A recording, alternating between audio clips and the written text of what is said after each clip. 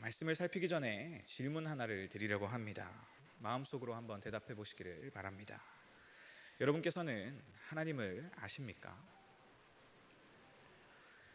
그렇다면 한 가지 더 여쭤볼까요? 여러분은 그럼 하나님을 알기 위해 오늘 지금 어떤 일을 하고 계십니까? 제가 드린 이 두 가지 질문에 선뜻 대답이 나오지 않으신다면 바로 지금이 우리가 경각심을 느껴야 할 그때입니다. 여전히 하나님을 알아가기에 힘쓰고 있고 또 오늘도 내가 하나님을 알아가는 그 기쁨에 취해 있다 하시는 그분들은 계속 지금과 같기를 간절히 기도합니다. 그러나 오늘 우리 마음에 내가 정말로 그러한가 의구심이 들거나 그렇지 않은 분들은 하나님과 우리 자신과의 관계에 적신호가 켜지기 시작했음을 감지할 수 있어야 합니다. 우리가 누군가를 알아간다라는 이 일은요, 끊임없는 노력과 헌신을 필요함을 우리가 알아야 합니다. 서로를 알아가기 위한 노력과 헌신이 우리가 관계를 시작하는 처음부터 우리 가운데 없었다면 그 둘은 처음부터 끝까지 남남의 관계로 남을 것입니다. 그러나 우리 교회 안에를 잘 살펴보면요, 하나님과 상관없이 다른 목적으로 이 교회 가운데 나오는 분들이 분명히 계십니다. 그래서 그분들을 살펴보면요, 그분들은 당연히 하나님을 모르실 것이고 또 알 생각을 없으실 가능성도 큽니다. 자, 이런 분들께는 부탁드립니다. 이 교회에 시간을 들여서 나오고 계시다면 다른 이들은 오늘 왜 교회에 나와 있는지를 한번 잘 살펴보시기를 바랍니다. 우리가 교회에 나오는 이유는 영생 때문인 줄 믿습니다. 이 영생은 유일하신 참 하나님과 그가 보내신 자 예수 그리스도를 아는 것입니다. 그래서 우리가 교회의 우리 주변을 살펴볼 때에 하나님을 아는 것이 왜 좋고 그리고 그분을 아는 것이 우리 인생을 어떻게 바꾸어 놓는지에 관심을 가져보시기를 바랍니다. 그래서 오늘도 하나님과 상관없이 내가 가족의 평안을 위해서 혹은 내가 이 관계를 통해서 우리의 사업에 그러한 이익을 얻으려고 혹시 이 자리에 나오신 분들이 계시다면 연목구어라고 하지요. 우리가 나무에서 숲에서 물고기를 찾아봐야 헛일입니다. 우리가 교회에서 제대로 얻을 수 있는 것은 영생의 복음이라고 성경은 이야기하고요. 그러니 오늘 우리가 제대로 목적에 맞는 투자를 해서 이 영생의 복음을 찾아 누리는 복이 있기를 축원합니다. 그리고 우리 교회 가운데 또 하나 부류의 사람들이 있을 수 있습니다. 처음에는요, 하나님을 만나고 알아가는 일이 너무 즐거웠습니다. 그래서 마치 수련회에 참여했다가 갓 돌아온 우리 중고등부 아이들처럼 너무나 즐겁고 지금 내가 하나님 안에서 벅차오르는 열정을 가지고 하나님 앞에 서지만 오래 그 일을 지속하다 보니 우리가 하나님을 알아가기 위한 노력과 헌신이 어느덧 멈춰버렸을 수도 있습니다. 그래서 이런 관계는 마치 오래된 연인에 비유할 수 있을 것입니다. 우리 관계에 매너리즘이 온 것일 수도 있고요, 혹은 부부 사이라면 권태기라고 부를 수도 있을 것입니다. 서로를 속속들이 아는 만큼 나는 교회에 오래 다녔고 봉사도 오래 했고 나는 하나님 앞에 할 만큼 했다라는 마음을 가지고 그러니 나는 더 이상 알 필요 없고 한 이 정도의 관계를 유지하는 것으로 족하다, 이런 느낌일까요? 아무튼 이런 분들이 계시다면 지금 이런 분들은 하나님과 우리 사이의 관계의 소중함을 잃어가고 있는 중입니다. 그래서 이 교회 가운데 오늘 우리가 말씀을 듣고 찬양을 하며 하나님과의 관계를 우리가 마련하고 또 서로를 존재로서 대하기보다요, 어느덧 서로를 당연히 있어야 할 무엇쯤으로 여기기 시작했다라는 징조가 오늘 우리 가운데 나타나기 시작했다라는 것입니다. 이런 분들은요, 자기 자신이 시시각각 상대의 대응에 따라서 감정도 변화하고 요구사항도 변화할 수 있는 그러한 사람인 것처럼 상대방이신 하나님 역시도 그럴 수 있다라는 당연한 진리를 잊어버렸습니다. 그래서 오늘 이러한 태도로 식어버린 열정과 하나님께 별 관심 없는 그냥 냉랭한 태도로, 미지근한 태도로 이 교회로 나오시는 분들은 오늘도 하나님을 잊어가고 있습니다. 그리고 그 결과로 하나님을 잃어가는 중입니다. 이런 분들은 우리가 오래된 연인을 대하듯이 한창 때 우리가 뜨거웠을 때 알았던 하나님이 오늘 여전히 내 삶에 그 하나님일 것임을 믿는 중입니다. 그래서 오늘의 하나님은 분명히 우리 가운데 새로운 날을 주시고 새로운 관계 가운데 오늘의 설레임을 요구하는 살아있는 존재임에도 오늘 우리는 그분의 어떠함은 외면한 채 우리 자신의 마음만을 가지고 과거의 가운데에 과거의 은혜 가운데 추억처럼 또 스냅 사진처럼 하나님을 박제시켜서 우리의 삶에 전시하고 있는 중입니다. 그러다가 영화 보고 싶을 때 혹은 혼자 밥 먹기 외로울 때 우리가 필요한 순간에만 하나님을 잠깐 소환하면서 오늘도 우리는 하나님을 안다라고 말하고 있는 중일지 모릅니다. 그렇다면 여러분들은 대략 나눈 이 세 가지 부류 중에 어디에 속하시는 것 같습니까? 오늘 설교의 제목은 여호와를 알지 못하는 세대가 오기 전에라는 제목입니다. 제가 인터넷 기사를 보는 것을 좋아하는데요. 주로 어떻게 이 시대의 청년들과 또 아이들이 어떤 관심사를 가지고 살아가는지 보는 것이 즐거워서입니다. 그런데 제가 두 가지 글을 봤습니다. 한 가지 글은요, 똑같이 사랑 글이었는데 내가 정말로 몰랐는데 정말로 이 사람이 내게 있어서 영혼의 반려와 같더라라는 것을 헤어지고 난 후에 알았답니다. 그리고 한 사람은 그 사람이 결혼하는 것을 보며 펑펑 울고만 있었던 그런 내용이고요. 또 다른 하나는 헤어졌지만 내가 그 사람이 평생 반려자임을 깨닫고 나서 그에게 모든 자존심을 내려놓고 계속해서 구애해서 오늘은 내가 그녀와 결혼하는 날입니다. 우리 결혼을 축복하세요. 말하는 이 두 가지 이야기를 읽었습니다. 그래서 이 두 가지 이야기를 읽으면서 오늘 이러한 말씀을 들으며 뼈 아프더라도 우리가 어떤 일을 해야 하는가? 그러한 일들 앞에서 우리가 마음을 모두고 다시 한번 하나님 앞에 돌이키는 결정들을 할 수 있어야 하겠다라는 그러한 결심으로 나아가야 하겠다. 하는 내용을 전하기로 한 것입니다. 그래서 오늘 본문에는 이스라엘의 두 세대가 나오는데요. 그리고 성경의 이스라엘은 오늘 본문을 따르면 또 크게 세 세대로 분류할 수 있을 것 같습니다. 가장 먼저는 하나님을 알고 섬기는 세대가 오늘 본문에 등장하고 있습니다. 우리가 사사기 2장 6절로 7절 말씀을 함께 읽어보도록 하겠습니다. 전에 여호수아가 백성을 보내매 이스라엘 자손이 각기 그들의 기업으로 가서 땅을 차지하였고 백성이 여호수아가 사는 날 동안과 여호수아 뒤에 생존한 장로들 곧 여호와께서 이스라엘을 위하여 행하신 모든 큰 일을 본 자들이 사는 날 동안에 여호와를 섬겼더라. 그래서 이 본문을 보면 여호수아라는 훌륭한 리더가 있던 그 세대들, 그래서 여호수아가 다스리고 또한 여호수아가 다스렸던 장로들이 아직 살아있는 날 동안에는 이스라엘이 문제없이 여호와를 섬겼다라고 이야기하는 것을 볼 수 있습니다. 그래서 오늘 본문에 나오는 이 여호수아를 따르는 세대는요, 출애굽 2세대입니다. 그리고 하나님의 약속을 따라 가나안에 들어간 첫 세대였습니다. 그래서 이들은 부모 세대가 불신앙으로 광야를 떠돌다가 다 죽게 되는 그 징계받는 것을 보고 뜨거 하고 반면교사로 삼았던 세대입니다. 그래서 모세 아래 하나님을 알았지만 하나님을 섬기지 않던 세대가 가고 여호수아 아래 하나님을 알고 하나님을 섬기게 된 그 시대가 온 것입니다. 그래서 이들은 광야 40년의 훈련을 통해서 부모 세대가 순종하지 못했던 많은 신앙의 과업들에 실제로 순종하며 나아갔던 세대입니다. 그래서 홍해 대신 요단강도 건넜고요. 또 아무 무기도 없이 너희가 단지 저 성을 7바퀴씩 매일 돌고 마지막 날 더 돌면 그 성이 무너지리라 라고 하신 하나님의 약속을 믿고 그냥 믿음으로 순종해서 여리고 성이 무너져 내리는 것도 보았던 신앙적으로 아름답고 성숙했던 세대입니다. 그리고 맡겨진 정복 전쟁도 잘 감당해냈습니다. 그래서 8절과 9절 말씀을 보면요, 여호수아는 하나님이 세우신 여호와의 종으로서 맡겨진 사명을 감당하고 자기 기업의 영내에 묻혔다라고 하지요. 이것이 바로 우리가 하나님 나라에서 우리의 기업을 누릴 것을 미리 보여주는 그런 아름다운 그림입니다. 그러니 그런 지도자 밑에서 이스라엘이 여호와를 섬겼다라는 해설이 썩 틀린 것은 아닙니다. 그리고 두 번째 세대가 이어서 소개되고 있는데요, 바로 하나님을 모르고 섬기지도 않는 세대입니다. 우리가 7절 말씀을 다시 한번 읽어보면요, 좋지 않은 예감이 묻어있음을 볼 수 있습니다. 제가 7절 말씀을 읽어보겠습니다. 백성이 여호수아가 사는 날 동안과 여호수아 뒤에 생존한 장로들 곧 여호와께서 이스라엘을 위하여 행하신 모든 큰 일을 본 자들이 사는 날 동안에 여호와를 섬겼더라.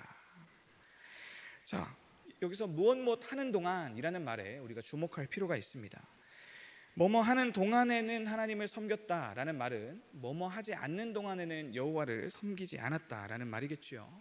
그래서 여호수아가 죽고 또 그와 함께했던 이 가나안 1세대가 죽고 나서는 더 이상 여호와를 섬기지 않는 세대가 왔다라고 성경 저자가 진단하고 있는 것입니다. 이것을 또 다른 충격적인 말로 표현한 것이 바로 10절 말씀인데요. 함께 읽어보시겠습니다.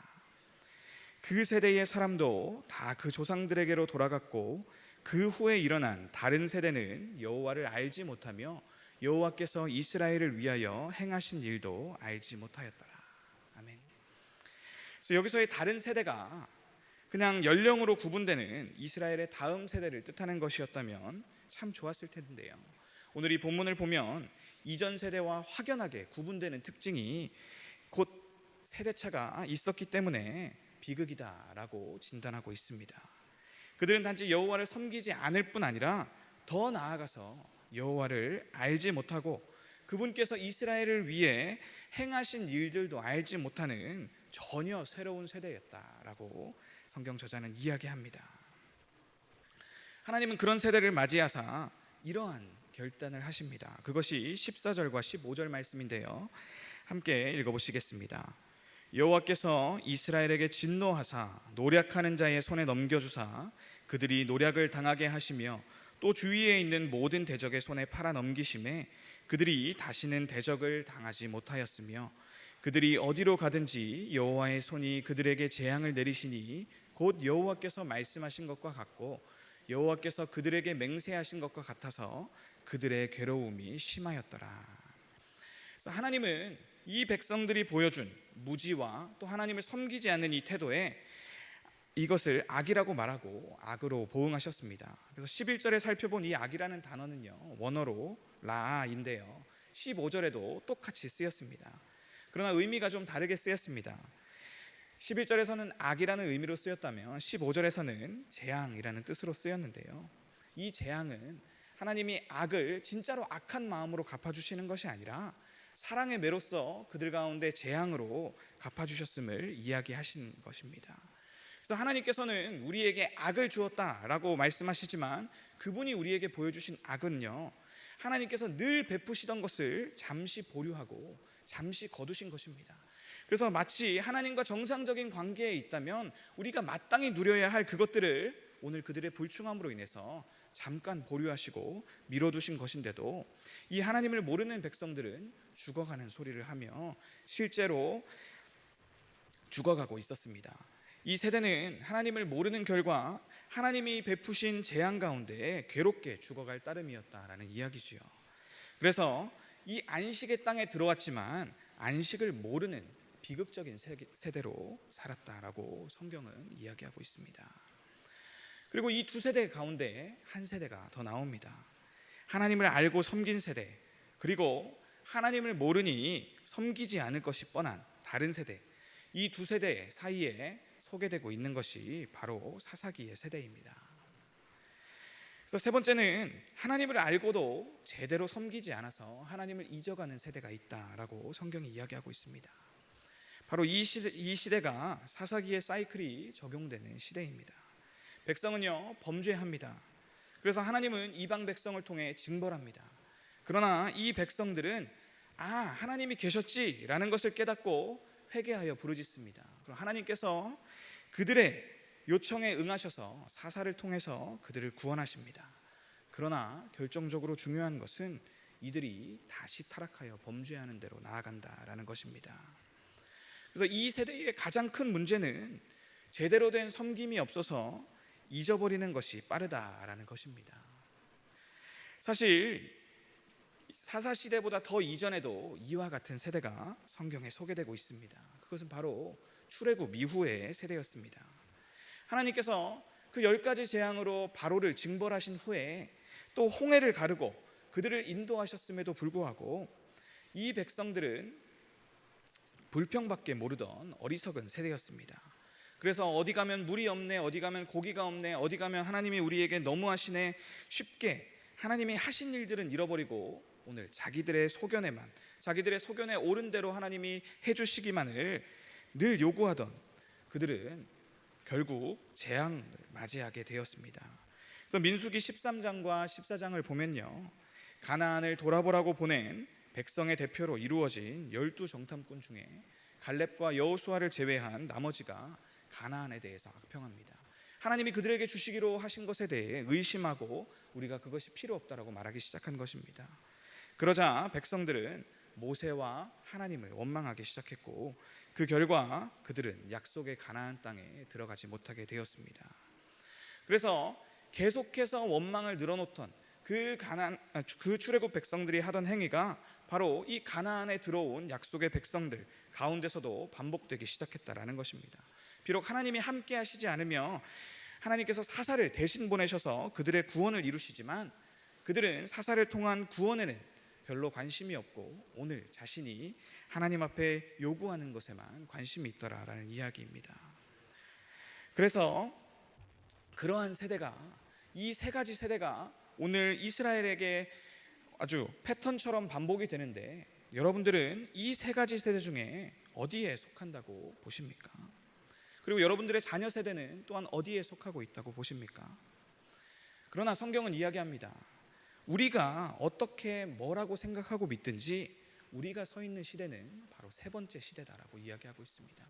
오늘 우리가 첫 번째 세대, 나는 하나님을 잘 섬기고 나는 하나님의 모든 뜻에 만족하게 나아가고 있다라는 이러한 마음으로 생각하는 그러한 자들이 있다면, 하나님은 너희가 선줄로 생각했을 때 넘어지리라 라고 경고하심을 볼 수 있습니다.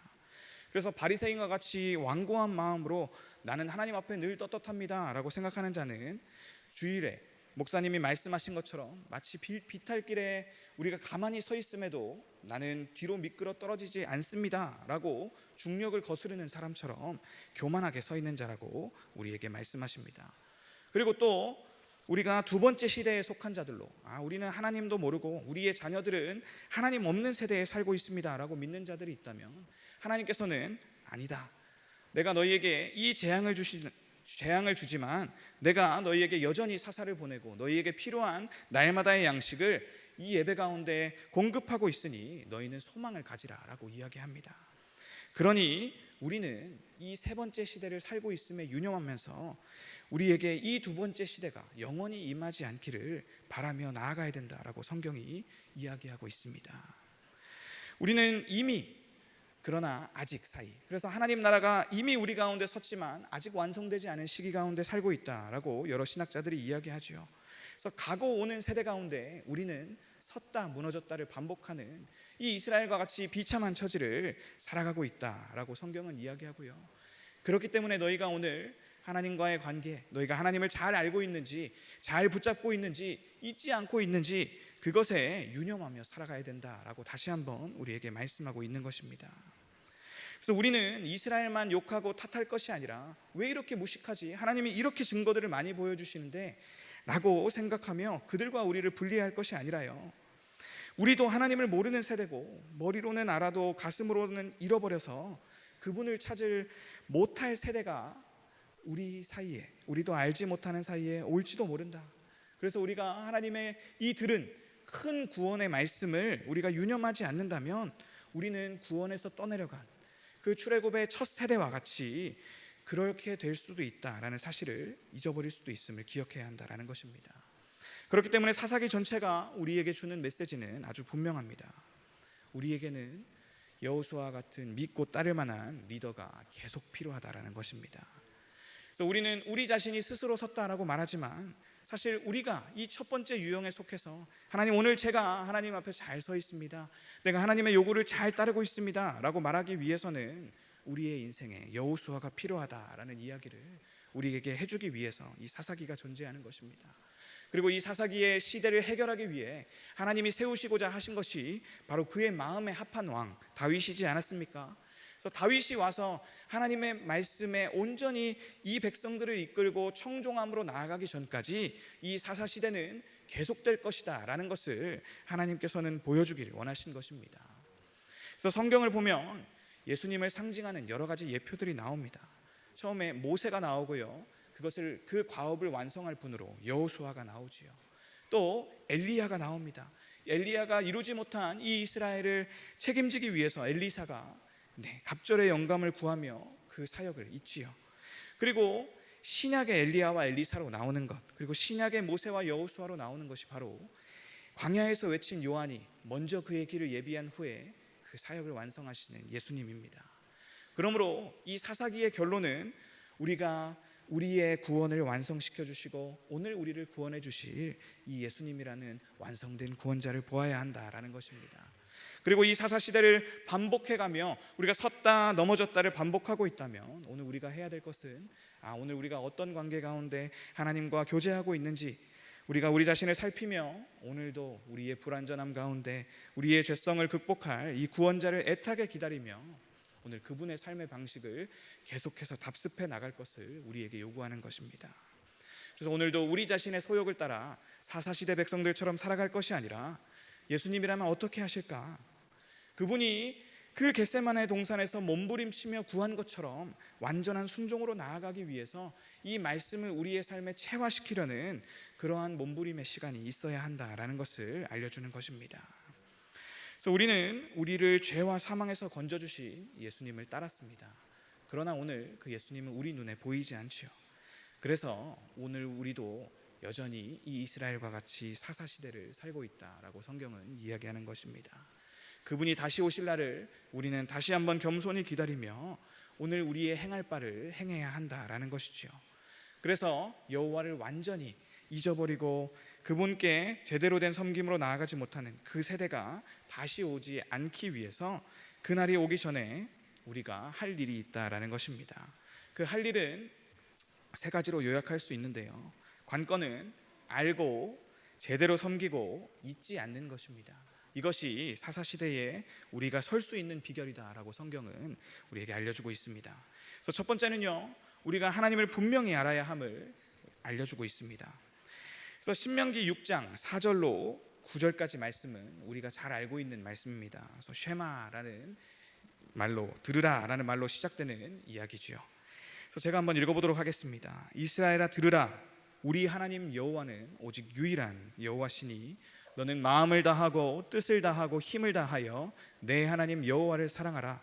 오늘 내가 내게 명하는 이 말씀을 너는 마음에 새기고 내 자녀에게 부지런히 가르치며 집에 앉았을 때에든지 길을 갈 때에든지 누워 있을 때에든지 일어날 때에든지 이 말씀을 강론할 것이며 너는 또 그것을 내 손목에 매어 기호를 삼으며 내 미간에 붙여 표로 삼고 또 내 집 문설주와 바깥문에 기록할지니라. 아멘. 자, 하나님이 이스라엘 백성에게 요구하시는 자신을 알라라는 명령은 바로 이렇게 알라라는 것입니다. 그래서 이스라엘에게 하나님께서 요구하신 것은 하나님께서 오직 유일하게 그들을 책임지시는 분임을 알라라는 것이었습니다. 그리고 그러한 하나님을 아는 것은 하나님 여호와만을 사랑하는 태도로 나타나야 했다라는 것이지요. 그래서 우리는 여호수아 생전에 이스라엘이 하나님을 잘 섬기는 것으로 이해를 했습니다. 그런데요, 여호수아서 말미를 살펴보면 사사기에서 말하는 것처럼 그들이 여호수아가 살아있던 생전에 하나님을 잘 섬겼다라는 말과는 느낌이 조금 다른 것을 볼 수 있습니다.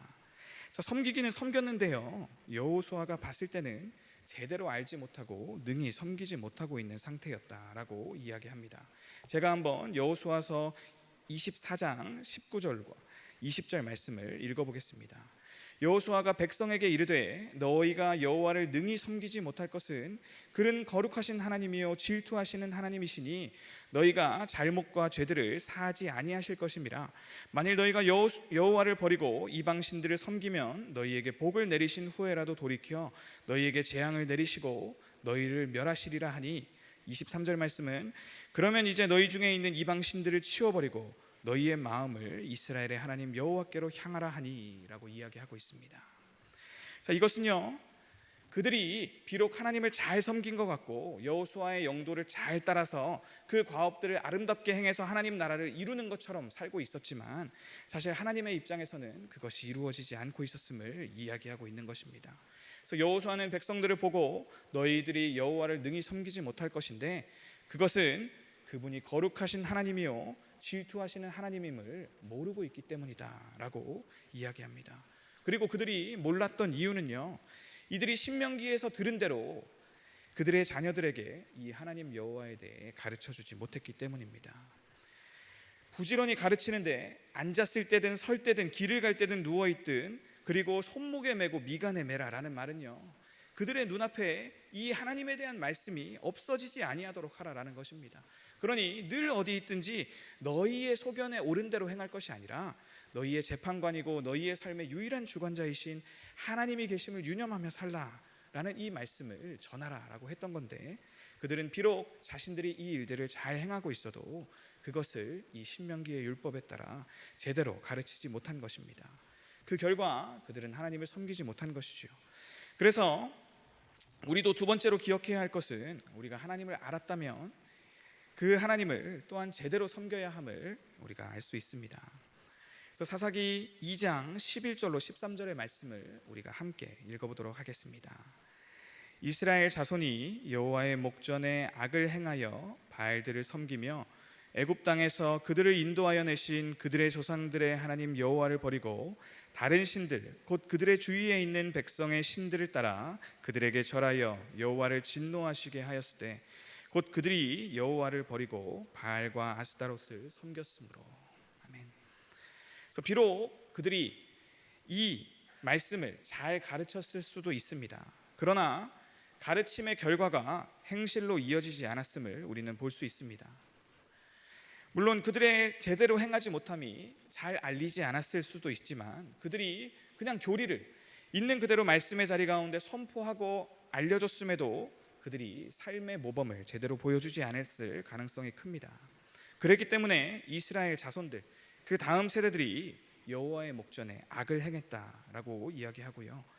그래서 그들의 조상의 하나님 여호와만을 사랑하라는 이 계명의 말씀을 버리고 그들 주위에 있는 백성의 신들을 따라서 그들에게 절하며 바알과 아스타롯을 섬겼다라고 이야기합니다. 그래서 11절에 나와 있는 그들이 바알들을 섬겼다라는 이 표현은요, 그 히브리 말로 주들이라는 표현입니다. 즉 주님들을 섬겼다라는 이야기지요. 진정한 신이자 진정한 만유의 주이신 이 만군의 하나님으로부터 돌아서서 그들은 그들 주변에 있는 우상들과 작은 신들과 또 신이 아닌 다른 것들을 사랑하고 섬겼다라는 의미입니다. 특별히 주위에 있는 백성의 신 바알과 아스타롯에 대해서는 우리 전호성 목사님이 설교하신 바 있는데요, 이렇게 하나님이 아닌 그 세대와 풍조, 그 세상을 쫓아 하나님 대신 다른 어떤 것을 섬기는 일, 성경은 이것이 곧 악이라고 말합니다. 그래서 우리도 모르는 사이 다른 것을 더 의지하고 섬기고 있지 않은지를 돌아봐야 합니다. 그래서 저는 다음 세대의 사역자인데요, 다음 세대가 하나님을 모르는 이유는 바로 우리가 모범을 보여주지 못했기 때문임을 제가 최근에 육아를 통한 경험으로부터 알게 되었습니다. 제가 아이들에게 말하는 것과 제 행실이 다르면 아이들은 아주 태연하고 뻔뻔하게 그것을 지적합니다. 아빠가 그렇게 말했잖아. 그리고 아빠가 그렇게 보여주잖아. 그래서 혹은 제가 사역을 마치고 돌아가서 피곤해서 어떻게 컴퓨터 게임이라도 좀 하고 있는 날에는 아빠 또 게임해? 자, 그렇게 돌아보면 제가 말씀을 준비하는 그런 아름다운 모습을 보여줬으면 우리 아이들이 아빠는 쉬는 중에도 말씀에서 위로를 얻고 말씀에서 즐거움을 얻는구나, 이렇게 할 텐데 아빠가 힘들면 와서 게임하는구나, 이렇게 보면 전혀 모범이 안 되는 것이죠. 이것처럼 우리가 다음 세대를 교육할 때에 정말로 우리가 하나님 여호와를 의지하는 모습, 그래서 우리가 세상 방식을 다 거절하고 하나님만이 우리의 구원이 되고 하나님만이 우리가 의지할 대상이 됩니다라고 요구하면서, 자, 오늘 학원에 가라. 학원이 네 성적에 더 중요하지 않니? 자, 그래도 관계가 중요해. 자, 그래도 너희가 이 일은 해야 돼. 예배보다 다른 것들을 제쳐두고, 사실 우리가 말로는 아무리 설명해도 우리의 삶이 그것을 뒷받침해주지 못한다면 우리의 아이들은 그 속에 담긴 위선과 일관성 없음을 바로 읽어낼 수 있다는 것입니다. 바로 이것이 우리 다음 세대가 제대로 서지 못한 가장 큰 이유임을 저는 제 육아의 경험으로부터 깨닫게 되었습니다. 그래서 우리 아이들은 다 알고 있습니다. 우리 아빠가 말로는 하나님을 섬기지만, 우리 아빠가 말로는 교회가 최고다라고 말하지만 사실은 그런 생활을 하고 있지 않다면 우리 아이들은 나한테 말하는 게 다 헛소리라고 치부합니다. 아이들이 솔직하기 때문이고요, 아이들이 그만큼 순수하기 때문입니다.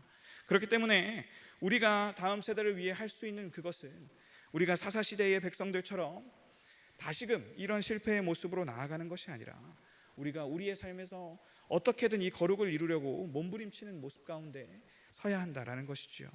그렇기 때문에 하나님께 진정한 위로가 있습니다 고백하기 위해서는 우리가 컴퓨터를 더 의지하지 않고 우리가 이 세상의 어떤 컨텐츠들을 더 의지할 것이 아니라 그것에서 우리가 위로를 얻고 그것에서 우리가 살아나는 모습으로 우리 다음 세대들에게 보여줄 수 있어야 한다라는 것입니다. 그럴 때 오늘 세 번째 교훈처럼 잊지 않을 수 있습니다. 그래서 이 잊지 않는 일이 정말 중요한데요. 자, 이 잊는다라는 표현이 사실은 알지 못한다라는 표현으로 오늘 본문 가운데 나타났습니다. 이 알지 못한다라는 표현이 똑같이 성경에 한 번 더 나온 사례가 있는데요. 출애굽기 1장 8절 말씀입니다. 요셉을 알지 못하는 새 왕이 일어나 애굽을 다스리더니. 자, 요셉을 정말로 새로운 왕이 알지 못했을까요? 왕은 굉장히 똑똑한 사람들이고 그들의 왕실 도서관에 가면 요셉에 대한 기록이 얼마든지 있었을 것입니다. 그러니 문자적으로 몰랐다라는 말은 말이 되지 않습니다. 여기서 몰랐다라는 표현은 요셉이 죽은 지가 오래되어서 더 이상 저 왕에게 영향을 미치지 못하는 상황을 그렇게 표현한 것입니다. 이처럼 오고 오는 다음 세대, 그래서 새롭게 맞이하게 된 세대는 머리로든 지식적으로든 하나님을 알았을 것입니다. 그러나 하나님과 그분의 구원 사역이 그들의 마음 중심에서 별 의미 없는 것으로 여겨졌다라는 것이 사실 이 신앙이 전수되지 못한 가장 큰 문제입니다. 즉 자녀 세대가 이 사사시대 가운데 여호와 하나님을 관계적인 면에서 또 인격적인 면에서 알지 못했다라는 이 사실을 우리가 깨우치는 것이 가장 중요합니다. 그래서 하나님께서는 우리를 깨우치시기를 원하시는 그러한 하나님임을 우리가 늘 기억하는 것이 중요합니다. 그래서 우리는 늘 하나님을 잊어버립니다. 그 잊어버린 것이 어떻게 나타나냐면 우리가 하나님 앞에 하나님이 저를 위하신다면 어떻게 그러실 수 있습니까? 라는 이스라엘과 같은 태도로 나타납니다. 하나님 저를 사랑하신다면서요. 하나님이 저를 사랑하시면 어떻게 제 삶에 이런 고난이 나타날 수 있을까요? 하나님이 저를 위하신다면 어떻게 우리의 인생이 이렇게 어둠 가운데로 나아갈 수 있을까요? 라고 우리는 질문하지만요, 오늘 우리가 읽었던 사사기 2장 14절과 15절 말씀을 제가 한번 다시 읽어보면요, 여호와께서 이스라엘에게 진노하사 노력하는 자의 손에 넘겨주사 그들이 노략을 당하게 하시며 또 주위에 있는 모든 대적의 손에 팔아 넘기심에 그들이 다시는 대적을 당하지 못하게 하였으며 그들이 어디로 가든지 여호와의 손이 그들에게 재앙을 내리시니 곧 여호와께서 말씀하신 것과 같고 여호와께서 그들에게 맹세하신 것과 같아서 그들의 괴로움이 심하였더라 라고 이야기하고 있는데요, 여호와께서 다 말씀하셨던 것과 똑같이 행하셨다라는 것입니다. 너희가 내게 기대지 않으면 내가 너희에게 필요 없는 존재인 줄 알고 내가 너희에게 베풀던 것들을 끊을 것이다. 그러면 그때 너희는 다시금 내가 있음을 기억하고 내게로 돌이키는 백성이 되지 않겠니? 라고 사랑의 방식으로 3대까지 죄악을 베푸시나 1000대까지 은혜를 베푸시기로 약속하신 그 신실함으로 오늘도 우리 가운데 함께하고 계시다라는 것입니다. 그래서 그러한 사실을 통해서 자, 우리 자녀 세대가 노략을 당하게 하시고 대적의 손에 팔아 넘기셔서 그들이 대적의 세상 가운데 날마다 무너지게 하시고 여호와의 손이 어디로 가든지 그들 가운데 재앙을 내리도록 하시면 이것은 우리의 처세술과 그들의 삶을 이끄는 우리의 교육의 방식에 문제가 있는 것이 아니라 우리가 하나님을 제대로 의지하지 못하고 제대로 알지 못하고 제대로 섬기지 못하고 그래서 다시금 하나님 앞에 잊어버린 모습으로 나타나고 있기 때문에 하나님이 우리의 삶에 간섭하심으로 우리가 여길 수 있어야 한다라는 것입니다. 그리고 그때마다 우리가 오늘도 우리 곁에 동행하심으로 그 언약에 신실하신 하나님을 다시금 잊지 않으며 나아가야 한다라는 이 사실을 다시 한번 기억할 그때가 바로 이때라는 것입니다. 그래서 오늘 우리가 이스라엘 가운데 나타난 세 가지의 시대를 보았습니다. 그리고 우리는 마지막 그 하나님의 나라, 그래서 더 이상 흔들리지 않고 요동하지 않고 떠내려갈 걱정도 하지 않는 그 마지막 나라로 향하고 있는 도중에 있다라는 사실을 함께 살펴보았습니다. 그러나 그 중에 우리가 선줄로 여기면 안 되고 여전히 이 사사시대의 이스라엘과 같은 모습이 바로 우리의 모습임을 기억하며 오늘도 겸손함으로 하나님께 이 세 가지를 기도함으로 나아가야 됨을 살펴보았습니다. 첫 번째가 하나님을 먼저 분명히 아는 일이 최선이라는 것이고요, 두 번째는 우리가 알게 된 그 지식대로 오늘 우리의 삶에 반응이 나타나야 한다는 것입니다. 그래서 하나님에 걸맞도록 섬기는 일이 우리 가운데 있어야 한다라는 것이고요. 세 번째는 오늘도 우리 곁에 함께 하시는 이 하나님을 잊지 않는 것이라는 이 세 가지 사실을 배웠습니다.